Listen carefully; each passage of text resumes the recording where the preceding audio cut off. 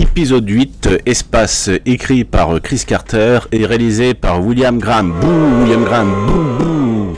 Une navette spatiale dans cet épisode voit des problèmes se cumuler. Le commandant en charge a essayé de saboter le départ. Il s'avère que c'est un ancien cosmonaute qui est revenu traumatisé par l'apparition d'un phénomène.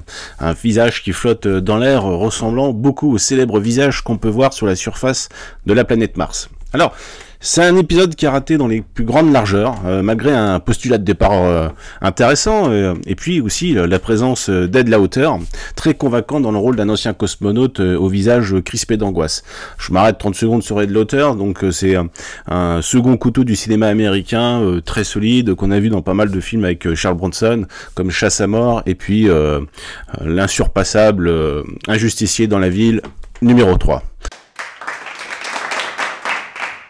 Cet épisode est en fait peu considéré par l'équipe qui déjà c'est reporté dans le livre officiel, comme quoi ce livre officiel édité chez Hugues et Menin est loin d'être langue de bois. D'abord, c'est un épisode qui a souffert d'un budget onéreux pour la reconstitution d'une salle de contrôle et de la précipitation de l'écriture. Cet épisode en fait baigne dans le flou. À nous d'interpréter la finalité de ce visage flottant. Est-ce que c'est une menace? Est-ce que c'est une tentative de communication? Pourquoi un tel se suicide? Pourquoi est-ce qu'on appelle surtout les agents Mulder et Scully pour une menace mécanique? Ils sont pas du tout légitimes pour enquêter, et à aucun moment aussi, ça c'est extrêmement surprenant, Ed Lauter se confie sur le trauma qui aurait pu être la seule piste en fait paranormale qui pouvait légitimer le recrutement. Bon.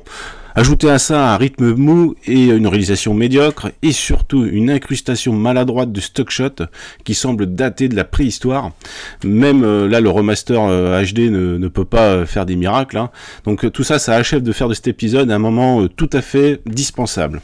Moment fort, je retiendrai donc, surtout maintenant que ce plan à effet spécial a été refait, et je l'avais dit dans mon introduction de ce marathon autour de la série, je retiens donc la vision de cauchemar en fait du commandant allongé dans son lit, qui voit le visage se fondre sur lui, puis flotter dans les airs et se diriger vers la fenêtre.